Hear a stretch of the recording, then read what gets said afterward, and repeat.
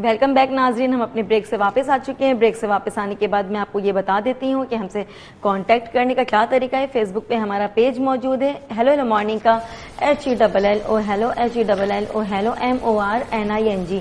जी बिल्कुल, hello morning का page मौजूद है, आप वो लाइक कर सकते हैं, हमें टेक्स्ट कर सकते हैं और आप हमें लाइव कॉल भी कर सकते हैं। अभी स्क्रीन पे हमारा नंबर भी चल रहा होगा 0213589027 और अब जैसे आफ्टर ब्रेकिंग हमारे साथ न्यू गेस्ट होती हैं, तो वो आज हमारे साथ जो मौजूद है डॉक्टर अरीज हारून। आप लोग बहुत अच्छे से उनको जानते हैं, वो हमारी बहुत ही अच्छी गेस्ट हैं, अच्छी गेस्ट में से एक हैं वो। इनसे भी बात करते हैं हम। इनके साथ जो हमारा इस सेगमेंट के साथ जो हमने टॉपिक रखा है वो खांसी का कफ। खांसी क्यों होती है, कब होती है, कितना ये हार्मफुल हो सकती है, क्या हो सकता है, ये तो एक डॉक्टर ही बता सकती है, तो वो बताती हैं हमें। अस्सलाम वालेकुम जी। अस्सलाम वालेकुम। कैसी हैं? अल्लाह का शुक्र, आप कैसे हो? जी मैं भी ठीक, अल्हम्दुलिल्लाह। मैंने कहा सारिया ने कफ का टॉपिक रखा है तो मैं खुद भी कफ करके। हाँ बिल्कुल, आपकी भी तबीयत ठीक नहीं लग रही है। आजकल एक्चुअली वायरल स्प्रेड हुआ है बहुत ज्यादा, मौसम चेंज हुआ है तो बहुत ज्यादा खांस रही तो है, पेशेंट्स आते हैं तो डॉक्टर भी कैच कर जाते हैं। तो वो किसी ने आपके सामने छींक दी होगी जोर से या फिर खांसा बस होगा बहुत ज्यादा, तो खांसी काफी चीजों से, ये नजला जुकाम खांसी स्प्रेड हो जाती है, कांटेक्ट से, स्वेटिंग से, काफी चीजें हो जाती है। सही, ठीक है। तो खांसी क्यों होती है? खांसी जो है ना वो तो रिफ्लेक्स है, एक रिफ्लेक्स है खांसी, बिकॉज आपको कोई चीज इरिटेट कर रही होती है, कुछ भी तंग हो रहे होते हैं तो आप खांसते हैं ताकि उसको आप बाहर निकाल दें। वो एक रिफ्लेक्स है, यानी कि वो खांसी जो है ना वो बीमारी आप इस तरह नहीं कहेंगे, वो आप सिम्टम कह सकते हैं। जैसे हमने लास्ट टाइम बुखार पे बात की थी, ये बुखार बीमारी नहीं है, सिम्टम है। कफ भी एक सिम्टम है। तो जब खांसी होती है किसी को तो हमें पता चलता है कोई चीज हमें तंग कर रही है। जो कंटिन्यूस खांसी होती है फिर उनकी डिफरेंट वजूहात होती है। तो जैसे नॉर्मली किसी को भी अगर मुझे खांसी हो रही है तो मुझे कहाँ जाना चाहिए? एक मतलब जस्ट जो हैं एक्सपर्ट उनके पास जाना चाहिए, स्पेशलिस्ट, या फिर जनरल फिजिशियन है मैं उनके पास जाऊँ नॉर्मली कि मुझे खांसी हो रही 2-3 डेज से और थोड़ा दर्द भी है सीने में? क्योंकि जाहिर सी बात है जब खांसी होती है तो सीने में दर्द भी होता है। देखो खांसी जो है ना वो दो तरह की होती है, एक्यूट या क्रॉनिक।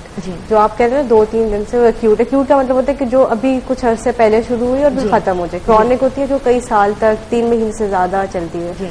तो एक्यूट खांसी के लिए तो जनरल फिजिशियन के पास आप जाते हैं कि डॉक्टर साहब मुझे खांसी हो रही है, साथ उसके जो भी चीजें होती हैं वो आप बताते हैं, बुखार है या चेस्ट में दर्द है, वो फिर वो आपको एग्जामिन करेगा, दवाइयाँ टेस्ट लिख के दे। अगर कोई ऐसी खांसी जो ज्यादा अरसे तक चल रही है या जिसमें और कॉम्प्लिकेशंस आ रही है वो हम डिस्कस करेंगे आगे। ज्यादा अरसे चलती है, सही, बहुत जबरदस्त बात कही आपने। तो खांसी कब बहुत ज्यादा, मतलब कितने दिनों के बाद वो डेंजरस हो जाती है? देखो खांसी जो है ना, अगर कुछ खांसी जो होती है ना वो डेंजरस नहीं होती लेकिन चलती रहती है, दायमी खांसी हम कहते हैं उसको, वो उसकी डिफरेंट कॉजेज होती है।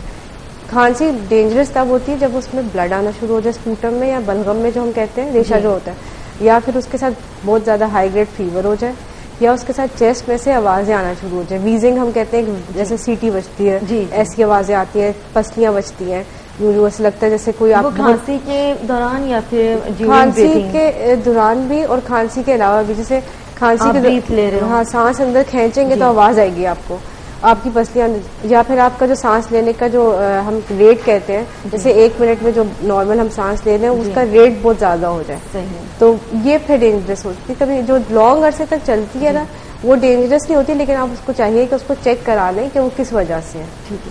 और खुश्क खांसी जो होती है, खुश्क खांसी और बलगमी खांसी जो होती है, इन दोनों में क्या डिफरेंस है?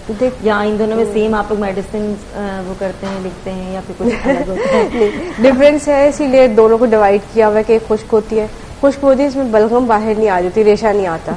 यूजली बच्चों में खुश्क खांसी होती है, उसकी वजह होती है कि वो अपना रेशा बाहर ला नहीं सकते, और बड़ों में भी हो जाती है, बुजुर्गों में। अच्छा, खुश्क खांसी जो है उसको भी चेक कराना जरूरी है। अगर खुश्क खांसी बाद में जिसमें बलगम आना शुरू है, पहले ड्राई और फिर बाद में प्रोडक्टिव, जो रेशे वाली होती है उसको प्रोडक्टिव कहते हैं, यानी कि रेशा प्रोड्यूस हो रहा है उसमें, तो वो हो रही है तो वो चेक कराना है, क्योंकि ट्यूबरक्लोसिस जो टीबी जिसे हम आम ज़बान में कहते हैं, उसमें जो है शुरू में खुश्क होती है, फिर बाद में जो है वो उसमें रेशा आना शुरू हो जाता है। इसी तरह ब्रोंकाइटिस में भी शुरू में खुश्क होती है और बाद में रेशा आना शुरू हो जाता है। लेकिन निमोनिया है उसके अंदर जो है वो शुरू से ही रेशा ज्यादा आ रहा होता है, तो वो हम लोग इस तरह डिफ्रेंशिएट करते हैं, हिस्ट्री देते हैं फिर, ताकि हम लोगों को पता चल जाए कि कोई ऐसी ये नमूनिया है या फिर वैसे ही नॉर्मल। देखो मोस्टली एक वायरल होती है, जो मौसम चेंज होता है गर्मियों में सर्दियों में, जब चेंज होता है मौसम तो उसमें आती है वायरल इन्फेक्शंस के साथ, बैक्टीरियल इन्फेक्शंस के साथ, कुछ लोगों को एलर्जीज के साथ होती है। और जो डेंजरस टाइप्स होती है ना वो फिर होती है ट्यूबरक्लोसिस है, नमूनिया है, कैंसर सेल्स हैं, उसकी वजह से खांसी हो रही है, ये डेंजरस टाइप का थोड़ी। तो खांसी किसी और बीमारी की अलामत है क्या? देखो कोई और बीमारी हो इंसान को तो फिर कंटिन्यू खांस रहा है? वो देखो, एक जो मैंने आपको जैसे बताया कि कैंसर्स में भी हो जाती है, लेकिन ये बहुत सीरियस है। एक बिल्कुल नॉर्मल सी जो बीमारी है ना, एसिड रिफ्लेक्स जिसे हम कहते हैं, जो लोगों को एसिडिटी होती है, उसकी वजह से लोगों को खांसी होती है। ये तो हेरिडिटरी होती है, लेकिन इसको आप सोचो कि फैमिली में रन करती है। जी। किसी की वालदा को जो है ना खांसी होती थी क्योंकि उनको एसिड रिफ्लेक्स था, वो लेटते थे तो जो मैदे का पानी था वो ऊपर आता था, खांसी शुरू हो जाती थी। तो उसकी वजह से वो बच्चों में भी आएगी वो चीज़, और फिर लोग सोचते हैं कि पता नहीं मेरी वालदा को ये चीज़ थी तो मुझे क्यों हो रही है। ठीक है, अगर खांसी किसी बीमारी की वजह से हो रही है तो उसकी क्या क्या निशानियां होती हैं? देखो, अगर कोई बीमारी है आपके अंदर, आप बहुत कंटिन्यू खांस रहे हो, तो उसकी कोई एक निशानी होती है कि हाँ ठीक है, ये तो बहुत ही ज्यादा देखो जा रहा है? खांसी जो है ना, वो तो है ही सिम्टम ना, वो किसी वजह से ही हो रहा है। या तो इन्फेक्शन है, बैक्टीरिया है, या निमोनिया आपको हो रहा है, जैसे निमोनिया भी बैक्टीरिया से, ट्यूबरक्लोसिस, टीबी की बीमारी जो है उसकी वजह से खांसी होती है। उसमें ये कि हम डिफ्रेंशिएट ऐसे करते हैं कि हम पहले हिस्ट्री लेते हैं कितने अरसे से है आपको। अगर 3 महीने से ज्यादा हो रही है ना, तो हम फिर उनको कहते हैं कि अपनी जो बलगम है उसकी जांच कराएं, मतलब उस पर टेस्ट कराएं, आप चेस्ट एक्सरे कराएं, ब्लड टेस्ट कराएं, फिर उसको आगे रख के डॉक्टर चेक करते हैं कि उसमें क्या चीज़ आ रही है, तो उसके अकॉर्डिंगली उसको ट्रीट करते हैं। क्योंकि कभी कभी खांसी जो है वो एलर्जी वाली जो खांसी थी ना, वो सेटल हो जाएगी थोड़े दिन में। आपने एंटी एलर्जी ली कुछ किया तो वो सेटल हो जाएगी, लेकिन जो बीमारी की वजह से होगी ना, वो 1 दिन में सेटल या 2 दिन में नहीं होगी। उसके बाद बुखार होगा, सर में दर्द होगा, जिस्म में दर्द होगा। अच्छा, बलगमी खांसी जो होती है, आपने नोट किया होगा कभी, मतलब ये तो सबके साथ ही लगा रहता है, हमारे साथ भी, कि समटाइम बलगम का जो होता है वो कलर चेंज होता है। कभी वो ऑफ वाइट टाइप होता है, कभी वो बिल्कुल येलो कलर का हो जाता है। तो ये कौन सा जो होता है वो बहुत ज्यादा मतलब डेंजरस है या फिर हार्मफुल है, या उसके बाद कुछ और भी होने का खदशा होता है? देखो, जो नॉर्मल म्यूकस निकलता है ना, वो तो वाइट होगा, ठीक है। जो हम बलगम जो कहते हैं उसको डॉक्टर के हम लोग म्यूकस कहते हैं, वो वाइट होगा। जब इन्फेक्शन होती है ना, जैसे ब्रोंकाइटिस होता है जिसमें वो जम जाता है, उसके अंदर वो येलो सा हो जाता है, डार्क येलो सा। अगर निमोनिया होता है तो उन लोगों का ग्रीन सा आता है। अच्छा, ग्रीन हो जाता है वो, जब बिल्कुल ये नहीं कि बिल्कुल डार्क ग्रीन सा होगा, लेकिन उसके अंदर से आपको लाइंस नजर आएंगी, जैसे म्यूकस के अंदर रेशा जो है ना वो आपको ग्रीन ग्रीन लगेगा। अच्छा, अगर ब्लड आने लग जाए ना, तो फिर वो ज्यादा डेंजरस। अच्छा, ब्लड का ये भी होता है कि बहुत जोर से खांसा है। ये बलगम के साथ भी ब्लड आता है या इसके? देखिए, बलगम के साथ आता है। जब बलगम आप अंदर से, उसका मतलब होता है कि आपके लंग्स में जो रेशा जमा हुआ है ना आपके फेफड़ों में, वो जब आप निकाल रहे हैं बाहर, तो उसके अंदर कोई मसला है जिसकी वजह से वो ब्लीड कर रहा है। क्योंकि नॉर्मल जो होगी बलगम, वो उसमें ब्लड नहीं आएगा, उसको फिर हम, वो ज्यादा डेंजरस होता है। वो कैंसर्स में, टीबी में स्पेशली जो है ना, जब एक स्टेज आती है जब आप लोग सोचते हैं कि हमें बस नॉर्मल खांसी चल रही है, 3 महीने से ज्यादा हो गए खांसी चल रही है, कुछ मसला नहीं है। लो ग्रेड क्योंकि फीवर होता है तो लोग जांच नहीं कराते, जाके कहते हैं अच्छा ये तो हमें होती रहती है खांसी। तो वो पता चलता है कि जब एक दिन उठते हैं खांसते हैं और बलगम में खून आता है, फिर जाके चेक कराते हैं तो पता चलता है टीबी जो है वो स्प्रेड हो गई है, ज्यादा हो गई है। तो अगर मतलब किसी इंसान को खांसी हो रही है, बहुत ज़्यादा खांसी हो रही है, तो वो कितने दिनों तक कफ सिरप ले सकता है, और कफ सिरप खुद से भी ले सकता है या मतलब ज़रूरी है कि वो डॉक्टर के पास ही जाए? देखो, कफ सिरप तो ओवर द काउंटर मिलता है, मतलब आप दुकान पे जाएं, आपके खांसी का शरबत दे दो, वो आराम से मिल जाता है। ऐसे इतने हार्मफुल नहीं होते, लेकिन ज़्यादा चीज़ खुद से मेडिकेशन करनी नहीं चाहिए। अगर कफ सिरप आपने लिया और खांसी सेटल हो गई है, कभी कभी एलर्जीज में होता है कि खांसी रुक जाती है, उसके बाद आपकी एलर्जी खत्म हो जाती है, खांसी खत्म हो जाती है। लेकिन अगर आपको उसके साथ बुखार हो रहा है, बहुत 100 से 100 डिग्री से ज्यादा बुखार हो रहा है, आपको जिस्म में दर्द है, आपको सर में दर्द है, आपको लगता है कि मुझे सही अच्छा फील नहीं हो रहा, तो आप जरूर डॉक्टर के पास जाएं और चेक कराएं, उसकी जरूरत होती है। अच्छा डॉक्टर साहब, ये समटाइम ऐसा होता है कि समटाइम क्या हमेशा ही ऐसा होता है कि कफ सिरप लेने के बाद गनूदगी सी होती है, नींद आ रही होती है, तो ये नींद इस वजह से आ रही होती है कि इंसान सो जाए, ऐसे से आ रही होती है कि कुछ अंदर प्रोसेस चल रहा होता है? एक तो जो कफ सिरप्स होते हैं ना, उनमें ज्यादातर एंटी हिस्टामिन्स होती है, वो नॉर्मल रिफ्लेक्स बॉडी का ये करते हैं कि उनमें उसकी वजह से नींद आती है। उसमें लिखा होता है सेडेटिव, अगर हम पढ़ते, सेडेटिव का मतलब होता है जिससे नींद आए, तो वो इसलिए भी होता है उसके अंदर कि आपकी बॉडी रिलैक्स करे थोड़ी सी, और फिर जो कफ में खांसी में आपको नींद नहीं आती ना, तो वो भी आ जाती है। लेकिन वो उसकी कफ सिरप्स के अंदर जो एंटी हिस्टामिन्स होते हैं उससे नींद आती है, लेकिन आप लेंगे, आपकी बॉडी में पूरा प्रोसेस होगा तो आपको नींद आना शुरू हो जाएगी। लेकिन इसी वजह से बच्चों को जो है ना कफ सिरप्स कहते हैं ज्यादा नहीं देने चाहिए, ओवरडोजिंग हो जाती है, कुछ लोग माएँ कुछ करती है कि बच्चों को दे दिया कि बच्चे सो जाए हम सुकून से हो जाए, लेकिन वो अच्छा नहीं होता, आदत भी पड़ जाती है और ओवरडोजिंग हो जाए तो डेंजरस होता है। ठीक है, ये दायमी खांसी एक तो होती क्या चीज़ है, अगर हो जाए किसी को तो वो ख़त्म किस तरह से किया जा सकता है, दोनों चीज़ों को आप लेते हैं। दायमी जो है ना वो वही जैसे अभी मैंने डिस्कस किया था, जी जो रन करती है फैमिली में जेनेटिक होती है बेसिकली, वो यही होता है, वो होती यूजली क्या होता है कि लोगों को एसिड रिफ्लक्स होता है या फिर एक नर्व होती है वो जो है ना स्टिमुलेट हो जाती है, मतलब उसको आप उसको सोचो इरिटेट होती है और वो आपको खांसी आना शुरू, ये फैमिली में रन करती है। अच्छा, इसके लिए बेहतर ये होता है कि आप देख लें, अगर आपको रिफ्लक्स की वजह से है तो आप उसकी एसिडिटी का इलाज करा लें, अगर वैसे हो रही है जो नर्व को तो फिर उसको वो काफी एसिडिटी की वजह से भी खांसी हो सकती है, ये ही ज्यादा फैमिली में रन करती है, बिकॉज एसिडिटी का जो रिफ्लक्स का होता है वो हेरिडिटरी होता है, फैमिली में रन कर रहा है। ठीक है, तो वो उसकी वो मदर को था, बच्चे को हुआ, फिर उसके भी बच्चे को आगे होगा, तो ये जो है ना खानदानी विरसा में मिलती है लोगों को।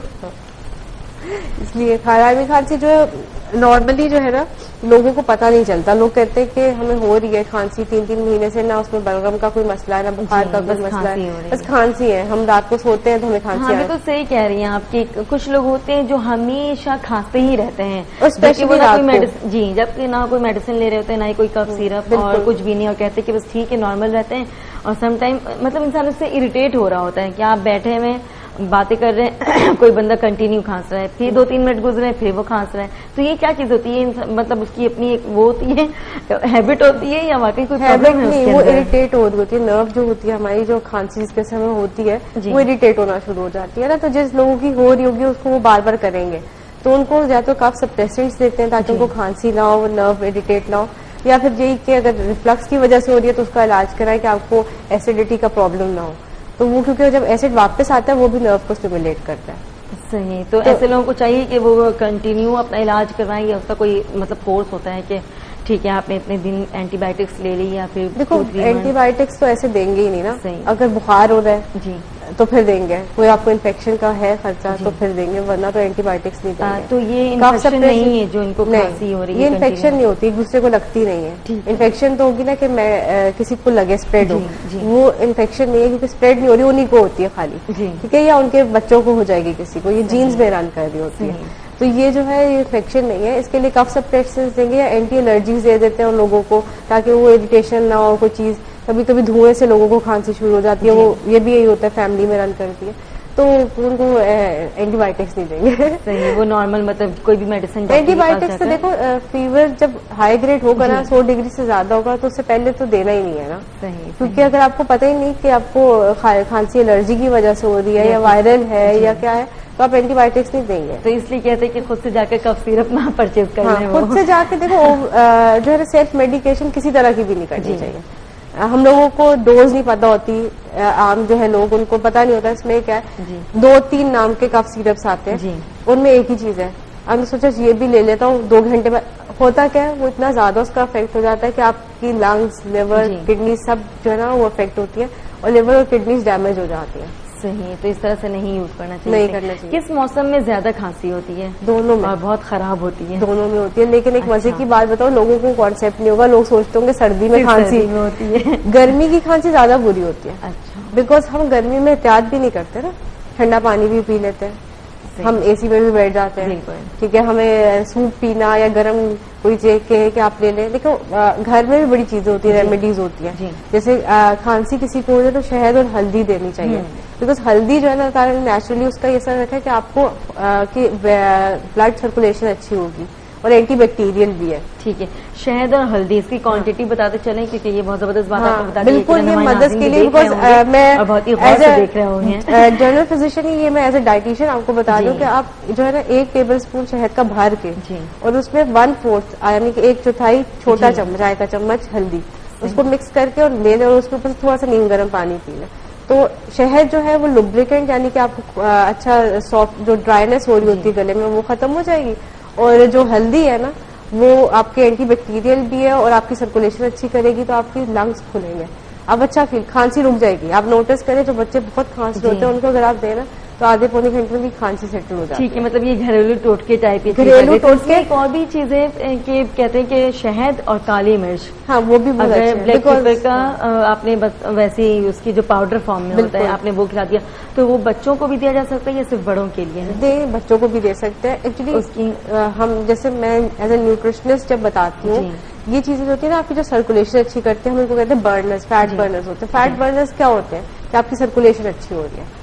ये सारी पेपर्स जो है, ब्लैक पेपर है, हल्दी है या सिनेमन है, दालचीनी जो कहते हैं, अदरक है, ये सारी आपकी सर्कुलेशन को इम्प्रूव करती है और इनके अंदर नेचुरली एंटीबैक्टीरियल होती है। अब जाहिर है जब एंटीबायोटिक्स नहीं बनी थी तब भी तो लोग कुछ लेते थे ना, तो अल्लाह ताला ने जब रखी हुई एक चीज तो आप वो लें। फिर ये कि उसके बाद देखो अगर बच्चे को बहुत खांसी हो रही है, बच्चा खांसी जा रहा है, फादर घर पे नहीं है, ऑफिस में है, मदर क्या करेगी? उसको कुछ सेटल करेगी, कंफर्टेबल करेगी, ताकि जब तक फादर आए वो डॉक्टर के पास जाए, तो वरना तो बच्चा हल्कान हो जाएगा खांस।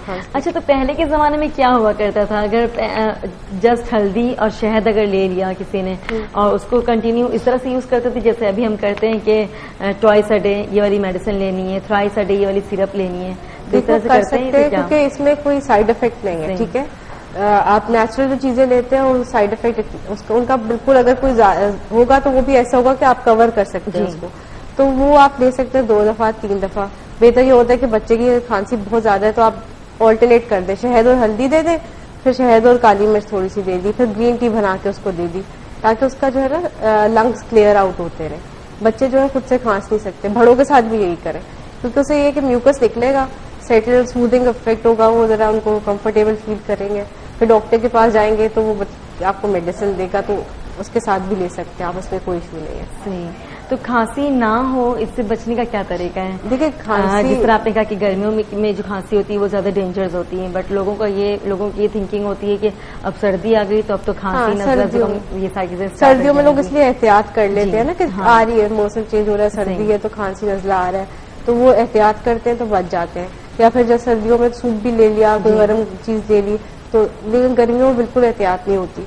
गर्मियों में ये कि मिट्टी की वजह से, धुएं की वजह से, फिर गर्म सर्द जो हम एसी में बाहर गए फिर एसी में आए, उसकी वजह से ये जो है ना एलर्जीज भी ज्यादा होती है और खांसी भी होती है। और गर्म मौसम में बैक्टीरिया और वायरस ग्रो करते हैं, जब वो ग्रो करते हैं तो आपको इन्फेक्शन ज्यादा लगती है। तो आपको चाहिए कि गर्मियों में भी एहतियात करें, हाथ धोएं अपने, अगर मिट्टी में जा रहे हैं मास्क पहन लें, किसी को खांसी नजला है तो उससे बचें। तो ये कि जैसे आप लोगों को बुरा भी तो लगता है ना, किसी को खांसी नजला बहुत ज्यादा है, अब उससे बात करते करते देखो अगर जैसे फॉर एग्जाम्पल मुझे फ्लू हो रहा है तो मैं आपको गले नहीं मिलूंगी, मैं दूर से तो ये उनको चाहिए, ये अब क्योंकि दूसरा कोई करेगा तो इंसान को अजीब सा लगेगा, यार मतलब क्या मतलब है, क्या मैं मतलब होता है ना कि खुद भी एहसास होना चाहिए कि दूसरे की सेहत का, कि आप स्प्रेड ना करें। और ये कि अगर कोई कर रहा है तो माइंड नहीं करना चाहिए, बिकॉज हर एक को इन्फेक्शन लगाने से बेहतर है कि आप जरा खुद ही दूर हो जाए। सही। लोग नहीं एहतियात करते, करने चाहिए, और बच्चों के स्पेशली कि बच्चों के हाथ जरूर धुलाएं जब कहीं बाहर से आए तो। सही, क्योंकि वो बहुत सारी चीजों को छू रहे होते हैं, अंदर जा रहे एक दूसरे के साथ, उनको तो एहसास भी नहीं होता किसी को फ्लू हो रहा है, खांसी हो रही है। स्कूल में बड़ी स्प्रेड हो जाती है चीजें। हाँ, स्कूल में जिस तरह के स्कूल जाते हैं बच्चे, आपने ये कहा है, तो एनवायरमेंटल जो इफेक्टेड होते हैं बच्चे वो इससे भी होते हैं क्या? अब तो स्कूल्स में पॉलिसी कर दी, किसी को जरा बच्चों को फीवर या खांसी हो तो उनको घर भेज देते हैं, बिकॉज स्प्रेड हो जाता है एक बच्चे से दूसरे, फिर ज्यादा। आज एक बच्चा कहता है कि मैडम मुझे लीव चाहिए, तो फिर सेकंड डे दूसरा, थर्ड डे, इस तरह से कॉल भी आ गई, हम कॉल लेते हैं। अस्सलाम वालेकुम। वालेकुम अस्सलाम। आपका प्रोग्राम बहुत अच्छा जा रहा है, डॉक्टर की बातें बहुत अच्छी हैं और माशाल्लाह बहुत अच्छे मशवरे देती हैं जी, बहुत अच्छा प्रोग्राम जा रहा है। मुझे ये पूछना था कि बच्चों में खांसी जो होती है जी, कुछ बच्चों को कहते हैं ज्यादा खांसी तो कहते हैं काली खांसी, जी जी, खांसी क्या होती है और आम खांसी में क्या फर्क है और क्या इसके लिए करना चाहिए, इबादत क्या करनी चाहिए? ठीक है जी, ठीक है। अभी जैसे भी मौसम चेंज हो रहा है तो इसमें बड़ों को भी खांसी का है, नजला जुकाम, तो डॉक्टर साहब से रिक्वेस्ट है कि प्लीज इसको बताएं कि बच्चों में के लिए खांसी होती है तो काली क्या है, इसके जरा बताइए। ठीक है जी। नॉर्मल जो खांसी हो रही होती है और काली खांसी, इन दोनों में क्या डिफरेंस है? और अभी जो मौसम चेंज हो रहा है तो उसके लिए क्या एहतियात करें? एहतियात तो हमने भी थोड़ी सी डिस्कस की कि हाथ पाथ धोएं अपने, मास्क लगाएं, मिट्टी में मत जाएं, और ये कि ठंडा पानी ना पिएं। आजकल मौसम चेंज हो रहा है तो लोगों को गर्मी लगती है, ठंडा पानी पीते हैं, लेकिन बिकॉज एनवायरनमेंट के थोड़े से चेंजेस आ जाते हैं तो आपको खांसी हो जाती है। काली खांसी जो है इंग्लिश में उसको व्हूपिंग कफ कहते हैं जी। होता है क्या कि इसमें आपकी इतनी ज्यादा सवेयर किस्म का आपका म्यूकस जो है वो लंग्स में बैठ जाता है कि बहुत जोर से खांसी होती है, पसलियां बिल्कुल अंदर जाती है, फिर बाहर आती है। रेस्पिरेटरी रेट, जो सांस लेने का जो रेट है वो बहुत ज्यादा हो जाता है, और एक आवाज आती है इसकी वजह से व्हूपिंग हम कहते हैं उसको जी। तो बंदा खांस के रुकता है ना करके ऐसे, तो वो व्हूपिंग साउंड जो होता है उसकी वजह से व्हूपिंग कफ कहते हैं इसको। ये होती भड़ों में भी है जी। लेकिन भड़ों का ये कि भड़ों में जब होती है तो वो डायग्नोज भी हो जाती है, फिर थोड़ा सा बड़े रेजिस्टेंट। बच्चों में होती है तो बच्चों में खांसी नहीं हो रही होती, लेकिन इसकी सिवियरिटी ये है जो बहुत डेंजरस जो होती है कि इतनी ज्यादा म्यूकस होता है कि आपका सांस रुकता है और बच्चे नीले पड़ जाते हैं जी जी। तो वो डेंजरस होता है, उसकी वजह से ये कि फिर डेथ का होता है, रिस्क होता है। तो जो ही अगर आपको लगे नॉर्मल, शुरू में स्टार्ट बिल्कुल नॉर्मल नज़ला जुकाम से होता है, फिर एकदम से हाई ग्रेड फीवर, सांस रुकना शुरू हो जाता है, बहुत तेज तेज पसलियां बचती हैं, तो ये अगर आपको लगे कि बच्चों को इस तरह हो रहा है तो फौरन से डॉक्टर के पास, बिकॉज ये इमरजेंसी हो जाती है। सही, सांस रुक जाता है, नीले पड़ जाते हैं। बातें अगेन करते हैं, अभी हमारे एक ब्रेक का टाइम हो चुका है तो हम जाते हैं अपने ब्रेक पे।